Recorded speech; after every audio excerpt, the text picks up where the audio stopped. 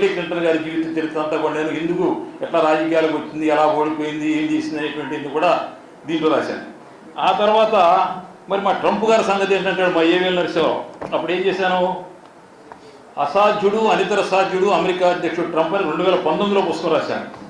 మళ్ళీ రాష్ట్ర అధ్యక్షుడైపోయి మళ్ళీ ఓడిపోయి మళ్ళీ ఇప్పుడు అయినప్పుడు మళ్ళీ ఇంకో కొత్త పుస్తకం జరిగిన ట్రాన్స్ఫర్మేషను, మోడీ గారికి ఉన్న స్నేహము, భారతీయులు హిందువులు ఎట్లా ఆయన అనుమానం మన ఎలక్షన్లో ర్యాలీ అయ్యారు, అన్నీ కూడా సాక్ష్యాధారాలతో సహా గెలిచిన డొనాల్డ్ ట్రంప్ అని మళ్ళీ ఇంకో పుస్తకం రాశాను. అంటే అమెరికన్ రాజకీయాలకు సంబంధించి ఇవన్నీ కూడా మన భవిష్యత్ తరాలు ఉండేవాళ్ళకి ఉపయోగపడుతున్నటువంటి ఉద్దేశంతో నేను ఈ కార్యక్రమాన్ని చేపట్టాను.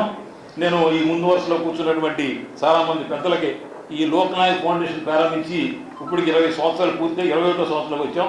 మొత్తం మీద మా అబ్బాయి నేను లెక్కలు చూసుకుంటే 2 కోట్లు ఖర్చు అయింది 21 సంవత్సరాలు. ఇందులో సింహభాగం 90% అంతా ఈ పెద్దలంతా ఇచ్చిందే.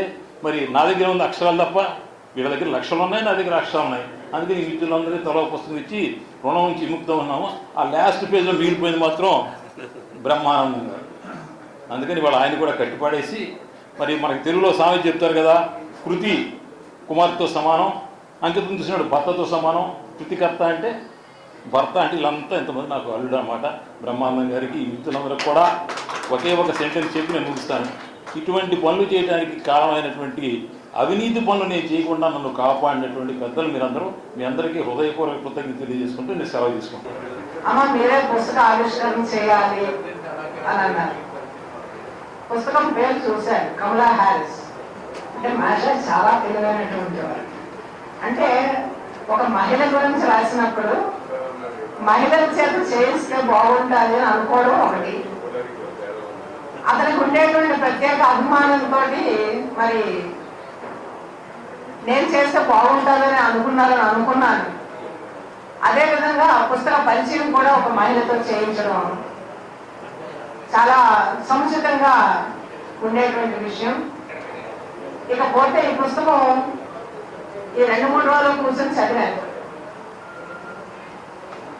అంటే ఒక మహిళను తాను చదువుతూ ఉంటే కొన్ని సందర్భాల్లో నన్ను నేను ఊహించుకున్నాను. ఆవిడ భారతీయ మహిళ అంటే కాదు, భారతీయ మూలాలు ఉండేటువంటి మహిళ. వాళ్ళ మదర్ భారతీయురాలు. ఆవిడ అక్కడికి వెళ్ళిపోయిన తర్వాత ఎన్నో సంవత్సరాలకి మరి ఈ పిల్లలు పుట్టడం, అక్కడ ఉండేటువంటి పెంపకం తోటి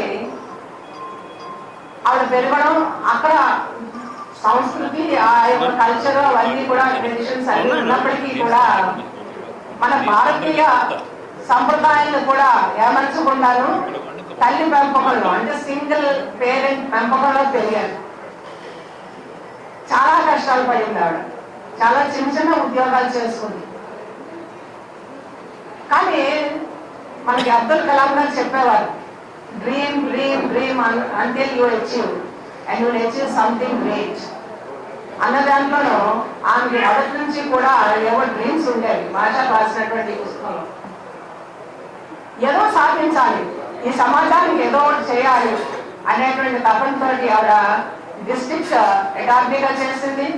తర్వాత స్టేట్ అటార్నీగా కూడా ఒక మంచి మెజారిటీతో గెలవగలిగారనంటే ఆవిడ యొక్క స్వయం కృషితోటే వచ్చారు ఆవిడ.